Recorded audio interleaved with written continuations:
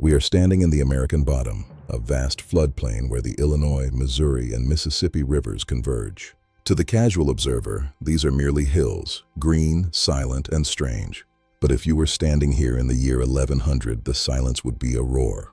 You would be standing at the epicenter of the largest city North America would see for another 700 years.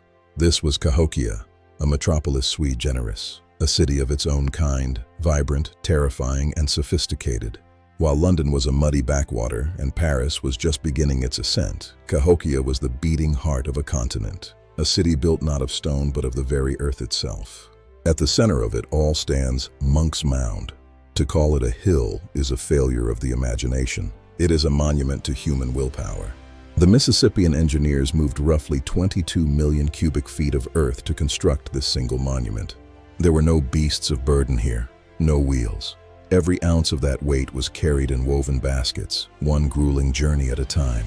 This was not haphazard piling. It was sophisticated geotechnical engineering. They utilized capillarity, layering different soil textures to manage moisture, layering soil textures to prevent the structure from collapsing under its own immense weight. At its summit sat a grand building, perhaps the residence of the Great Sun, the city's priest-king, looking down upon a population of nearly 20,000 souls. Around 1050 CE, Cahokia experienced what archaeologists call a Big Bang, a sudden, explosive surge in population and planning. This was not a gradual village growth, it was a designed city. They were masters of the quadratum, the square, and the circle. Their wood hinge served as a celestial calendar, aligning perfectly with the solstices and equinoxes. It was a machine for tracking time, grounding the city in the rhythms of the cosmos. Central to their religion was the birdman imagery, a motif of the falcon, representing the upper world and celestial power. To the Cahokian, the world was a layered reality, and the city was the axis where those layers met. But every empire has its shadow. In the late 1960s, the silence of the archaeological record was broken at Mound 72. Here we find the beaded burial, a high-status pair laid upon a cape of marine shells. But surrounding them were the remains of hundreds of others. Among them, over 50 young women, sacrificed. It was a place of awe, yes, but also a place of absolute, sometimes violent, religious authority. The Pax Cahokiana was maintained not just by trade, but by the visible power of life and death. By 1350, the fires of Cahokia had gone out. For decades, we searched for a catastrophe, a war or a plague. The environment was shifting.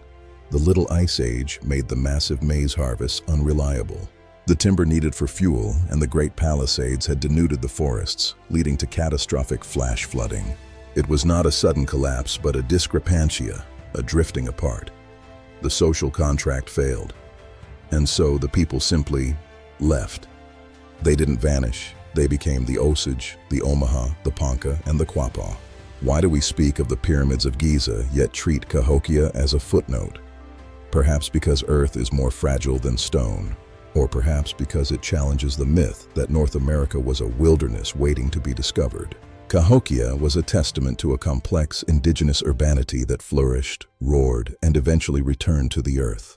The mounds are still here, waiting for us to remember.